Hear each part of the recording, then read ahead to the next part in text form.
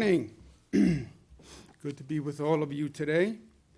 Pleasure to be in Buffalo. You know the people who are with me, but just in case you have been living under a rock, to my far right, Robert Mujica, Budget Director for the State of New York. To my immediate right, Lieutenant Governor Kathy Hochul, who's done a great job for us statewide, but she's taken a special role in coordinating Western New York, so we thank her very much for what she's done.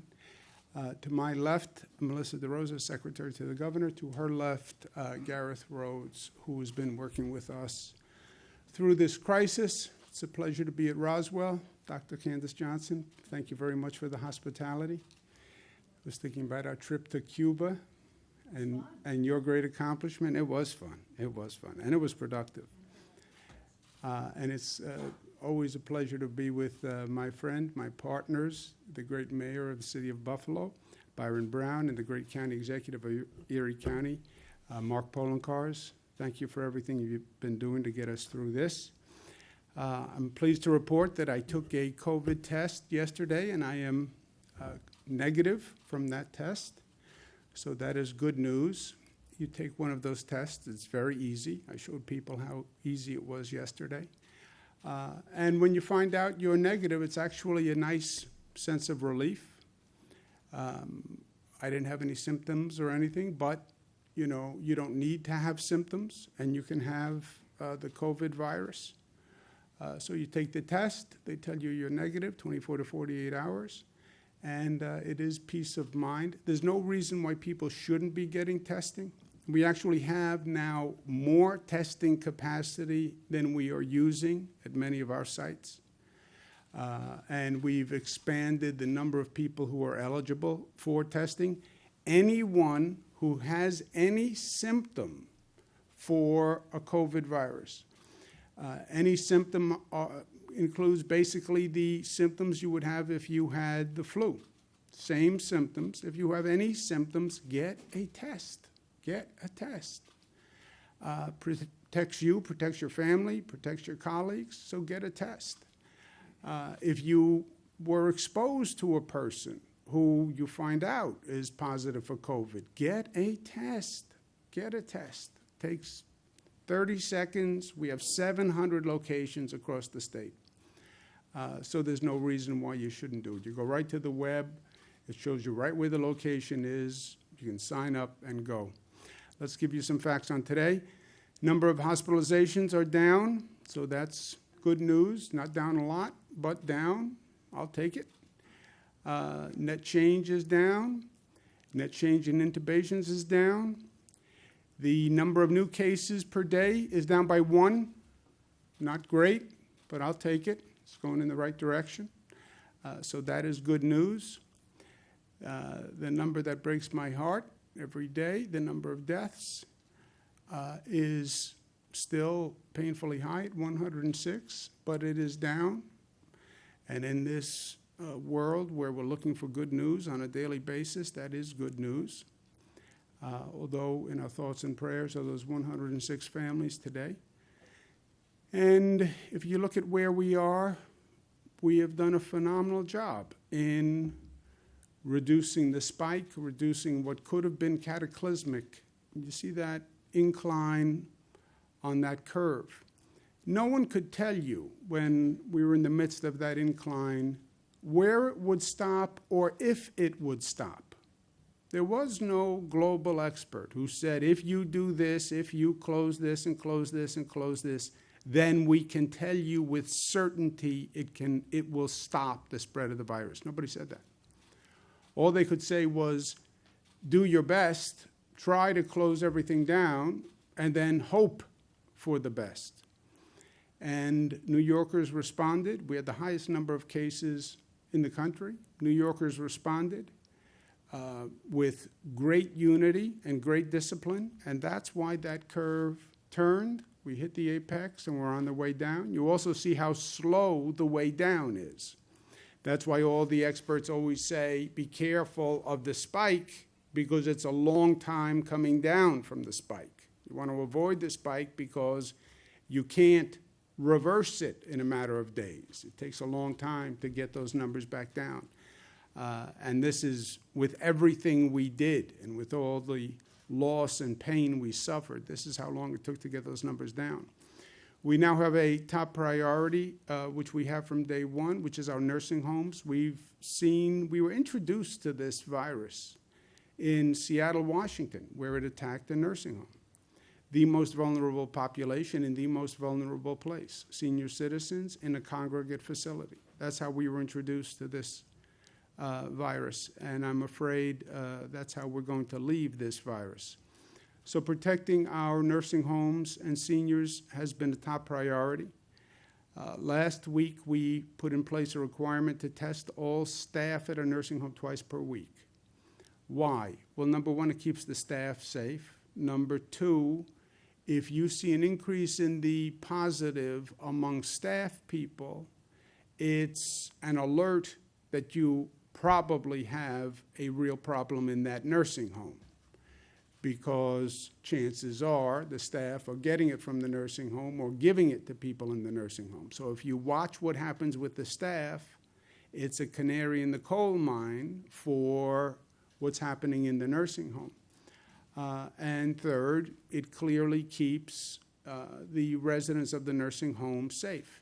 Now, to help nursing homes do this, we've worked with all the private labs, identified a number of tests that we can send just for the purpose of testing people in nursing homes. That's about 35,000 per day. We're sending 320,000 test kits to the nursing homes today to help them do this. With everything we're doing, I know the nursing homes operators are not happy about this. I get it. It's very hard to administer. The staff all have to be tested twice a week. Okay, we're giving test kits. We've set up lab capacity, but it is still an operational issue. I understand that. And I understand that no other state is doing this. And I hear that quite often from the nursing homes. No other state is requiring that the staff be tested twice a week. I understand that. I understand we have the most aggressive standard in the nation. But I also know that it is necessary. And look, from day one, we said this was going to be hard. And we said we drew bad cards in this hand. New York did have the highest number of cases, not because we did anything wrong, but because the virus fooled everyone, and we were closing down China, and the virus had already left China and gone to Europe. And by the time we closed Europe, 3 million Europeans had come from Europe and landed in New York airports. And that was happening, and we didn't know. Closed China was already gone by the time we closed China. And it had left Europe by the time we closed Europe. That's why New York had that cluster. Those flights from Europe come here. They land in JFK, they land in Newark, people take connecting flights, they're coming here. So that brought the virus here. That's why we have the numbers we have. Okay, but we said we're going to do what we have to do, and we're going to do what we have to do to protect the lives of New Yorkers. Who's in a nursing home? This is your mother, this is your father, your sister, your brother. This is our family who are in nursing homes. That's who they are. And they're our senior family members who we owe nothing but gratitude and respect. And the one thing we need to be able to say at the end of this is we did everything we could. We did everything we could. 106 people died. How do you live with that? How do you sleep with that? Because we did everything we could. We still can't save every life, but we can do everything in our power that we can do to try to save every life. And that's why I'm comfortable with what we're doing on nursing homes. I know it's hard, and I thank them. On reopening overall, we're opening regions that have hit the data points, hit the metrics. Western New York has one metric that they have to hit, which is the number of tracers. They need 521 tracers. They've identified 525. Great piece of work that they did over the weekend.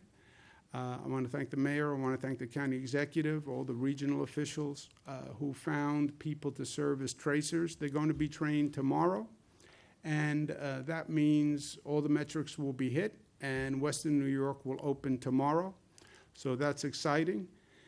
And it's been a long, painful period, but we start to reopen tomorrow. New York State Department of Health is also granting a waiver to restart elective procedures for ECMC. We want to make sure hospitals are in a position to provide care for people who need it. So this is a good step. I also have been encouraging major sports teams to plan reopenings without fans, but the games could be televised. New York State will help those major sports franchises to do just that. Hockey, basketball, baseball, football, whoever can reopen, we're a ready, willing, and able partner. Personal disclosure, I want to watch the Buffalo Bills, but I'm still objective. I'm acting as governor. There's no personal agenda here. Yes, I do want to watch the Bills, but that is not subverting my role as governor. I think this is in the best interest of all the people and in the best interest of the state of New York, even though I do have a coincident personal agenda because I want to watch the Bills, but they are separate agendas. At least some would say I have a conflict of interest. I want to disclose it. Judges and staff will be returning to courthouses in the 30 upstate counties that are open this week. What will reopening mean? Right, that's a big topic of discussion now. What does reopening mean? This is not a subject that is a political subject or where political opinions really matter. I don't care if you're a Democrat, Republican, Libertarian, Independent. I don't care. I don't care. This is not a political exercise that we are going through. People say, well, I have a personal opinion. I don't even care about your personal opinion. I don't think you should care about my personal opinion. Because it's not about a personal opinion. It's not about an ideological opinion. It's not about a geographic opinion. It's not even an opinion that's relevant, right? This is about facts and science and data. These decisions are being made as a matter of math. It's numbers. It's math. That's all it is at the end of the day. You start to increase economic activity. You have more people coming out of their homes, more people contacting other people, and then you measure the impact of that increase with numbers. Not with opinions, not with politics, not with partisanship, with numbers. And then you just measure the impact.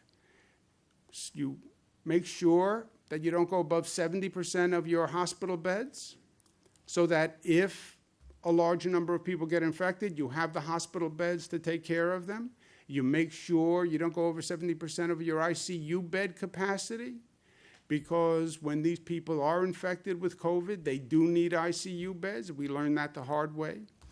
You have testing up and running of 30 tests per 1,000 residents. Where did that come from? That's the White House Coronavirus Task Force, Dr. Birx. You have 30 tracers ready for every 100,000 residents. That comes from the experts. And then you watch the infection rate. And you make sure that you don't get near 1.1 on the infection rate. It's math. And there's a liberation in that. At a time of such division and politics and elections and all this garbage, this is an exercise in science and math. And it's data that we can all share and we can all participate in. I encourage people to go look at the data and look at what's happening in your region, because that's how we're going to get through this. On the numbers, on the math, on the facts.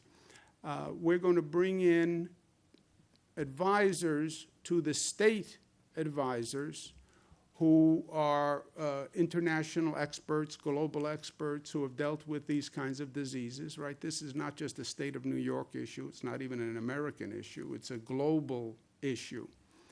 And I want to make sure we have people reviewing and then reviewing the reviewers and then as many opinions of experts that we can get are the best path forward. Dr. Osterholm is a nationwide expert in this field, and he has agreed to review our data, what we're doing, what's happening, and to advise us as to how our progress looks on the numbers. I want to thank him very much. We also have Dr. Samir Bhatt, senior lecturer at Imperial College, who is agreed to serve as an advisor to the state of New York. Dr. Bhatt is the senior lecturer in geostatistics at the Imperial College in London. Geostatistics is not my field of endeavor. I never heard of geostatistics before, Doctor. That's why we need you to advise us, Dr. Bhatt, because I know nothing about geostatistics. But Dr. Bhatt is joining us. I want to thank him very much. The Imperial College in London, we have had a number of projection models that were done early on by a number of very prestigious universities. And we've been watching all these projection models since this started. As you know, many of the models were not 100% accurate because they couldn't calculate the effect of the social participation and what people actually did to change the curve. And in a state like New York, what the people did dramatically changed that curve, so it affected the projections. But the Imperial College model, as we have been following this for weeks, was the best, most accurate model. Therefore, I think Dr. Bhatt deserves all our thanks because they really helped us all through this to date. And I want to thank him very much for taking the time to advise us, not just on how we constructed our model to date, but what happens going forward as we increase the economic activity and we start to see numbers change. So, Doctor, thank you very much for being with us. And it's a pleasure to welcome you today. Thank you, Governor. A professional honor to work for New York. Yeah. I think your state has already shown what can be achieved when policies are driven by science. And I think the sacrifices people have made and will continue to make deserves an applause. The leadership shown in New York during this crisis should be commended. And I think yours is an approach for others to follow. At Imperial College London, we have a huge COVID-19 response team, collaborating with scientists and government agencies globally. You in New York have successfully contained the virus for now, but New York is not out of the woods yet. No state, no country is. As you reopen, New York must continue to watch the data and follow the science. We are really eager to work with New York, as they're approaching this crisis from a scientific perspective driven by data. New York is leading the way with data collection, and this will help tie together as many sources of evidence as possible to reach a scientific consensus, which can then be used for decision-making. Our team is focused on rigorous modeling to track R, or RT, as you had put it as well, the reproduction number of the virus going forwards. If R goes above 1, this means the virus is no longer contained, and we aim to track the spread of this virus and the disease using the best data possible and as much of it as possible. We are committed to open science so policymakers and citizens understand our conclusions, limitations, and of course the uncertainties. To date, my team at Imperial has released reports for Europe, Brazil, Italy, relying on data from Google, as well as open source statistical tools developed at Columbia University. Thanks to these tools and our research network, the code is available for everyone to see, test, and to improve. As countries around the world and states around the US start reopening their economies, we will see cases rise once again. And so New York must continue to be vigilant and to follow the data. So I think I say, Governor, thank you for this opportunity, and truly thank you for the work you've been doing and you are doing. Thank you. Thank you very much, Dr. Ott. Thank you for being with us. Thank you. I look forward to speaking to you in the days ahead. I want to thank the doctor very much and the whole college. Look, I'm a parochial New Yorker. I was not all that eager to seek the advice of a college in London, but I can tell you this. This is a global pandemic, and what we're now doing, other countries have done before. We tend to think we are always the first. We're not the first. We're not the first to deal with this virus. Other countries have dealt with it. Other countries have gone through reopening. They've learned all sorts of lessons on reopening. I want to make sure that what we're doing is the best informed approach. So I want to thank the doctor very much, and they'll be looking exactly at what happens at our data, our metrics going forward. And then the last point is, what's the impact of the reopening? We don't know yet what the road ahead looks like. It is a function of what we do. So you tell me, how responsible are the employers in following the guidelines that have been put forth, right? We talk about reopening and contracting and agriculture and fishing and manufacturing, and there are safety guidelines that those employers must follow. How scrupulous they are in following those guidelines will matter. You tell me if the store owners follow the guidelines, and I'll tell you what happens. You tell me if the employees are following the guidelines and wearing the PPE and using the hand sanitizer, and I'll tell you what happens. You tell me how individuals react now that the weather is getting warmer. Are they wearing masks? Are they acting socially responsibly? Are they staying within social distancing requirements? And I'll tell you what's going to happen. You tell me how effectively a local government enforces the guidelines, and I'll tell you what is going to happen. So none of this is predetermined. This is all a function of what we do today going forward. And the smarter, the more disciplined we are, the lower that infection rate will climb. The lower the infection rate climbs, the more you increase the economic activity. It is a formula. It is math. And that is at both at the same time. It's liberating because it takes the politics out of it, takes a personal opinion out of it.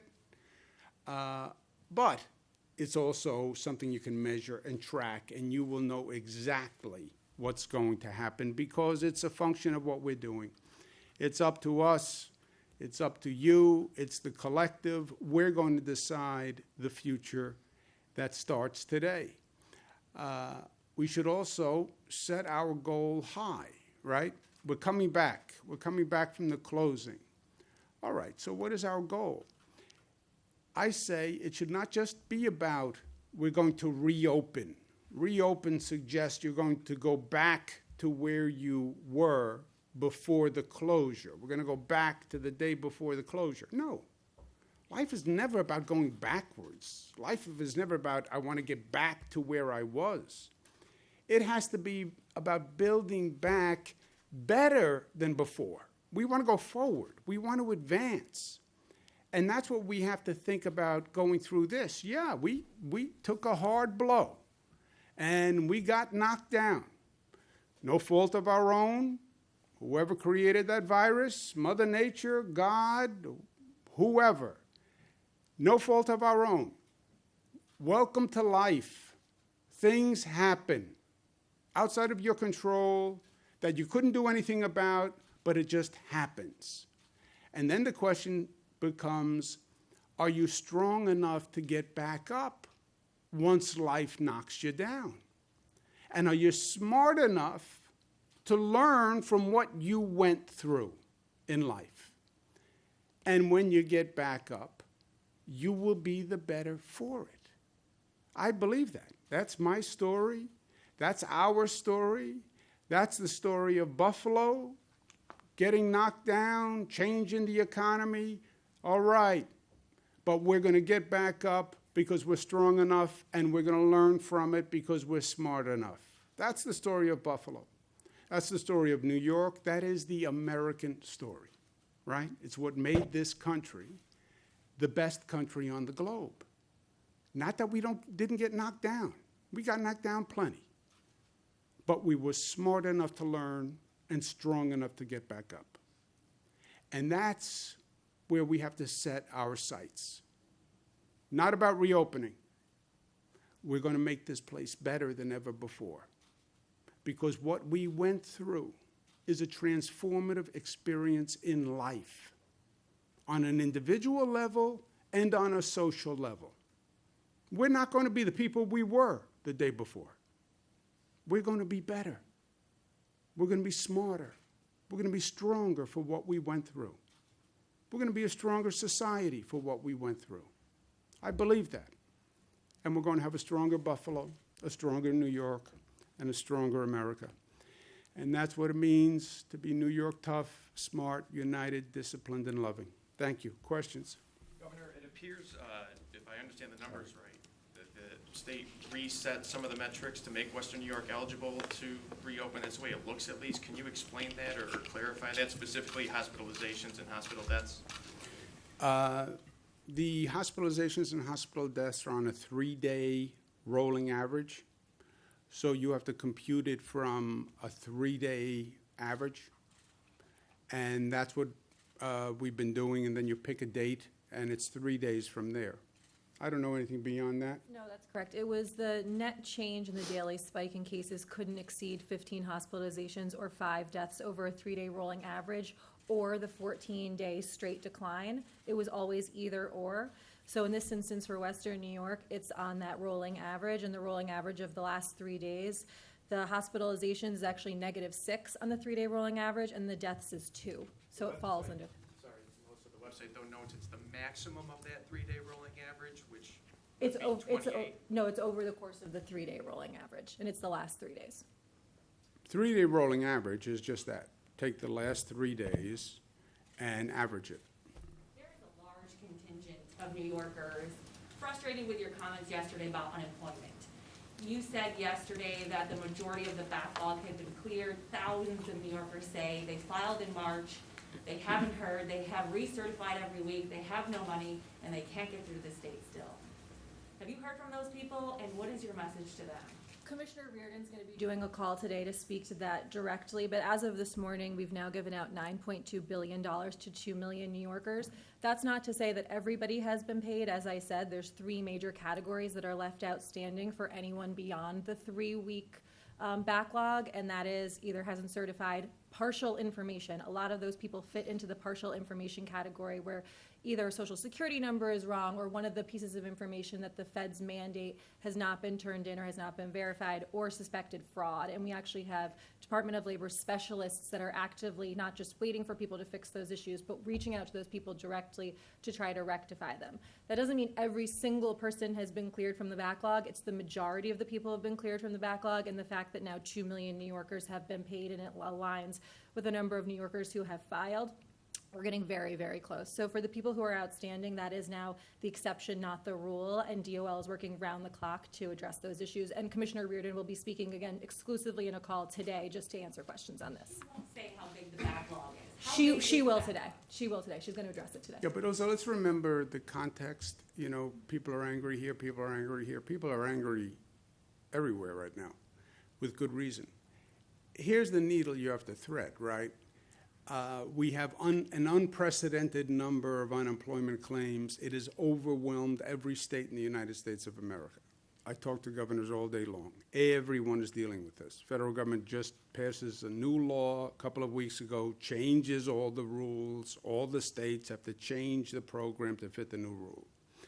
And you're getting literally millions of calls where you got thousands of calls previously.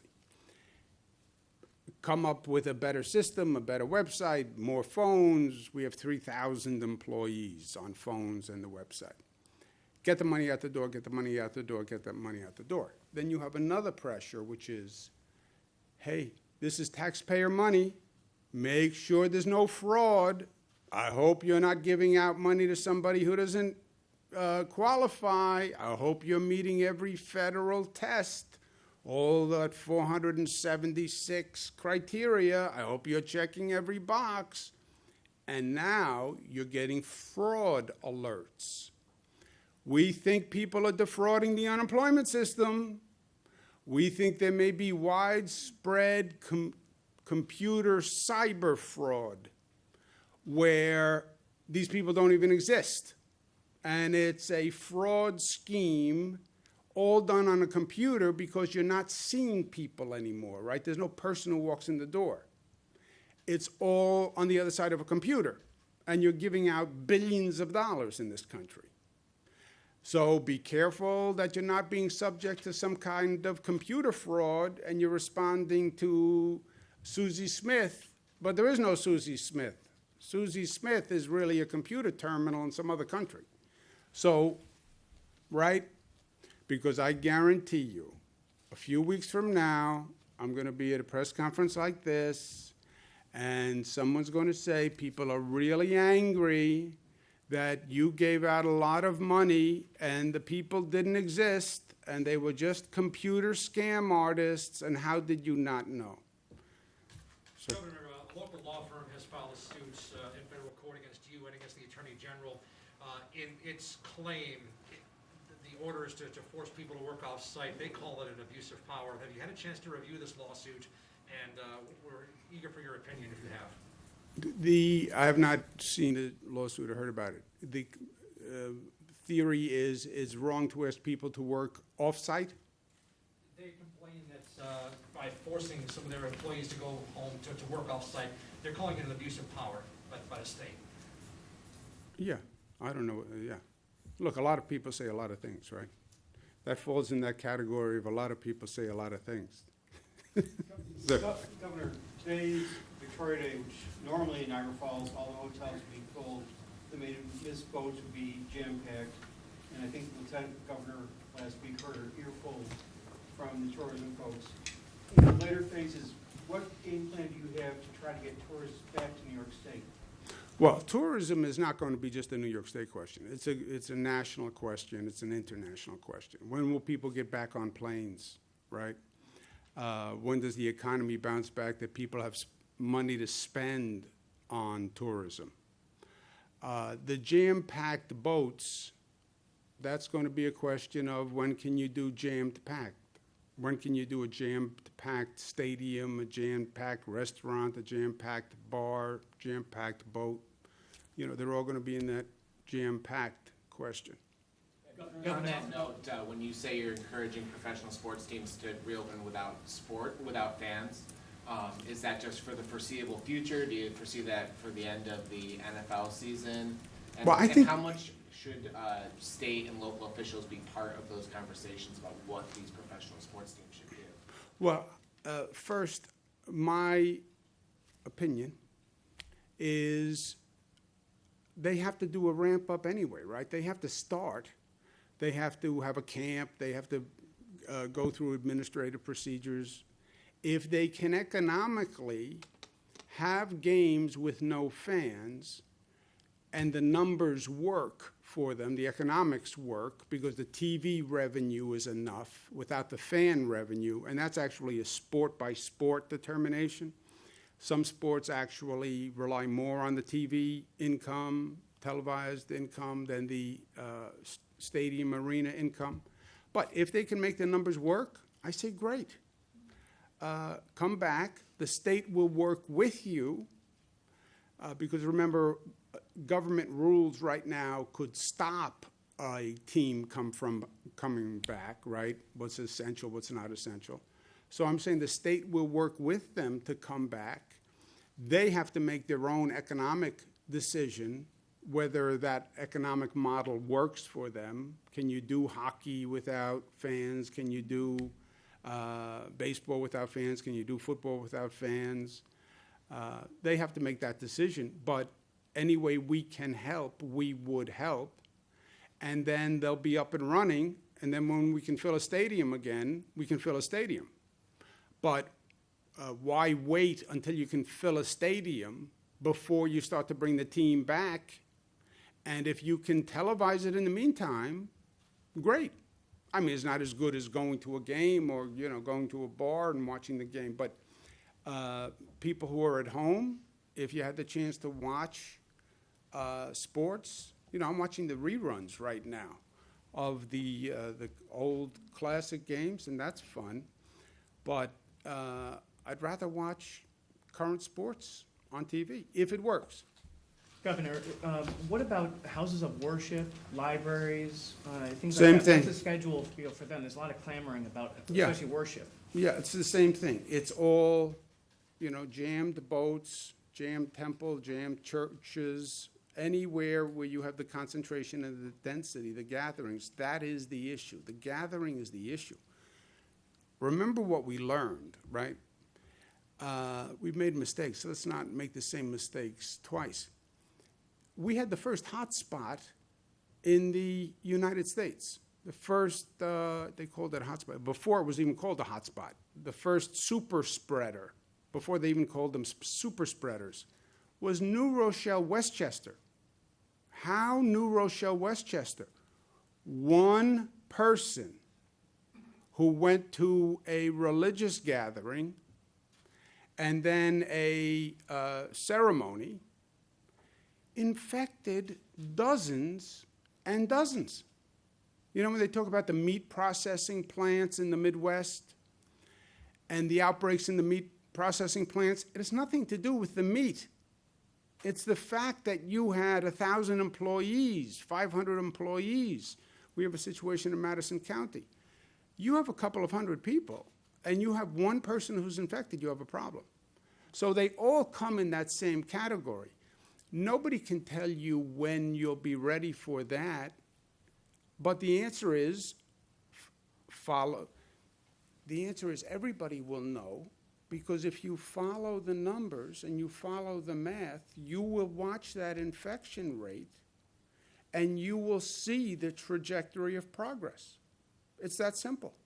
Do they fall into in terms of those 4 phases for reopening?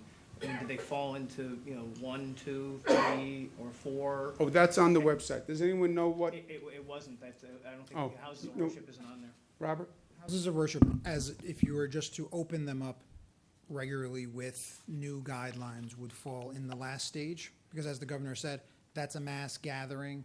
The same thing with a stadium, the same thing with any situation where you have a lot of people together, right? The question is whether or not you could do something less than that. But that's still an open question, is whether or not you can. That hasn't been determined, whether they could be a small group, like 10, 15, 20 people. Right, not yet. I spoke to a nursing home administrator Friday who said they had no idea the state was sending them testing kits, and they were being told they had to pay for them themselves, went out, procured some on their own. What's the line of communication between the state and nursing homes in terms of how we're going to get these kits to you and how many you're going to get? Well, we're on daily communication. This scale of testing is new for everyone. Everyone is trying to figure out how to get tests, how to buy tests, how to get the testing kits, how to get the testing machines. Hospitals are doing that, labs are doing that, nursing homes are doing that, employers are doing that. So that is nothing new. We just worked very hard over the weekend, secured testing capacity from the labs, private labs, that will be set aside for nursing homes, and testing kits that we can procure and send to nursing homes to help them. Also remember, nursing home staff is a person. You could be a nursing home staff. Okay, go to a drive-in. Go to the CVS. Go to Rite Aid. There's a lot of places that you can now get a test. And we have many places that are underutilized, right? We have some drive-ins that can do 15,000 tests a day. They're only doing 5,000 tests a day. I mean, we work day and night to get this testing capacity up. We're not even using it right now. So you can say, if you're a nursing home, look, it's a operational pain. People don't want to get tested twice a day. I understand that. But we know that there's the ability, 700 testing sites around the state. You can go right now, and you could get a test right now. Just go through a drive-in on the way home. I stood up yesterday, had it done, showed people how easy it was. You know, I understand they don't want to do it, but these are senior citizens, and I want to be able to say on behalf of the state, we did everything we could. And testing twice a week of a staff member, I don't think is excessive. Well, why don't we do once a week? You do once a week, you take a test on Mondays. You got infected on Tuesday. So Tuesday, Wednesday, Thursday, Friday, Saturday, Sunday, you spread that virus in a nursing home.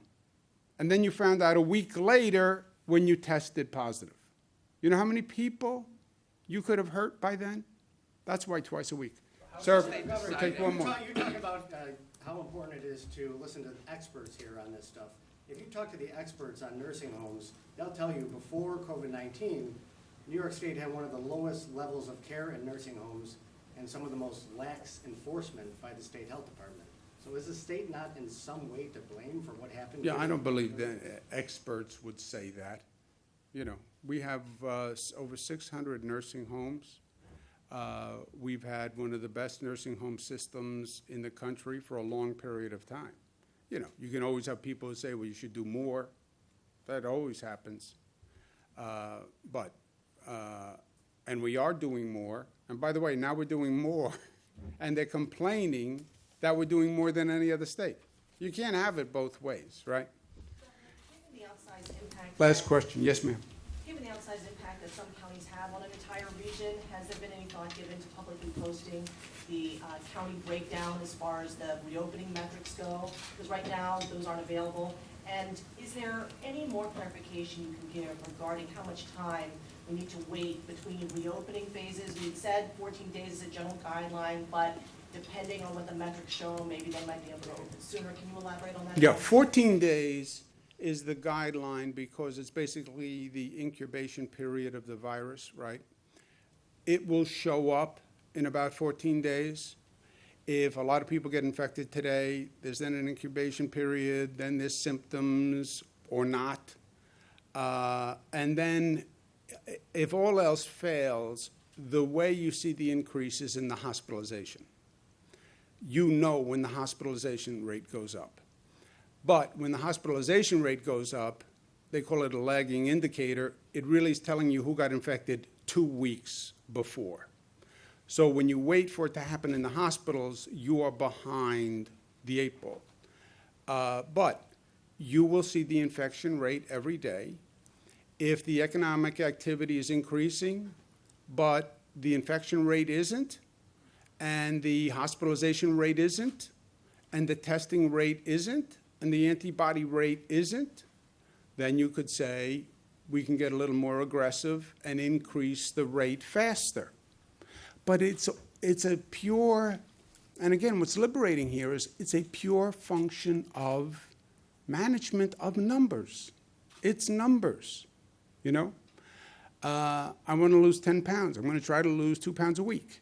Okay, it's going to take me 5 weeks. Well, first week I did better. All right. So then you calibrate that way, right?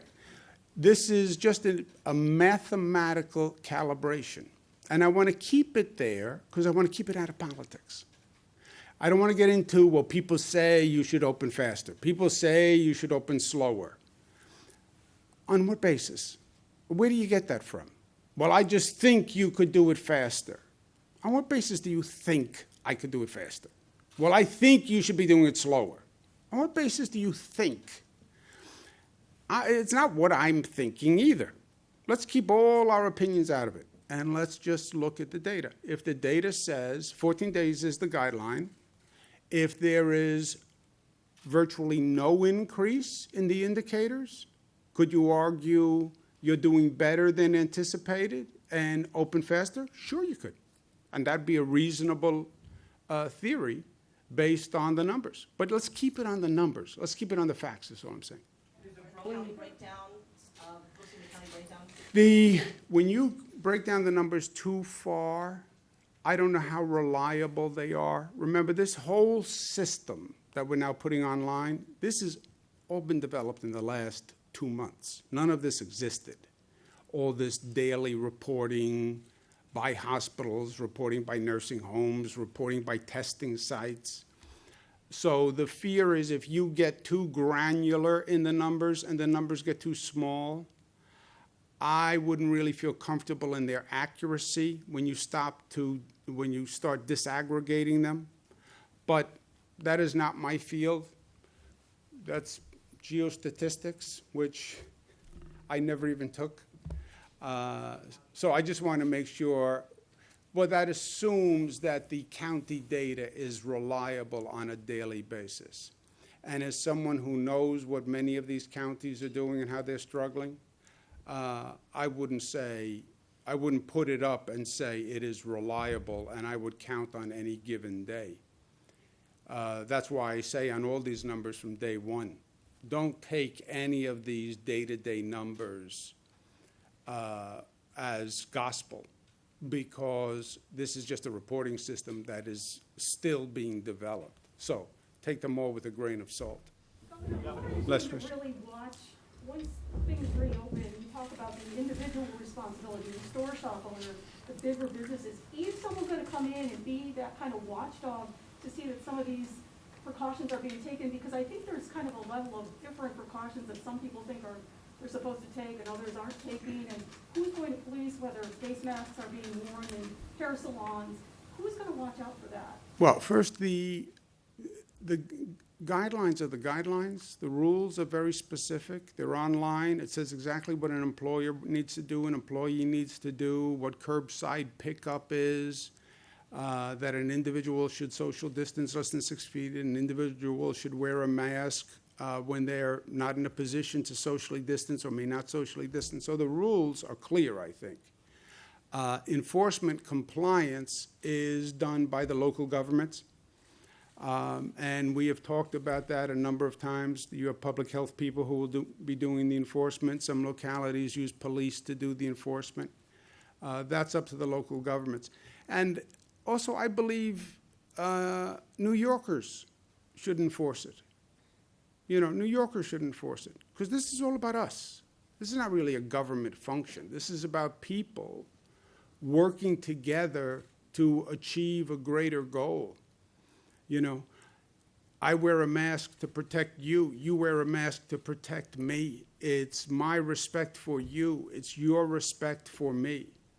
How these rules are complied with, if they're not complied with, more people will get infected, the infection rate will go up, and then you'll see a necessary reduction in activity, which hurts everyone.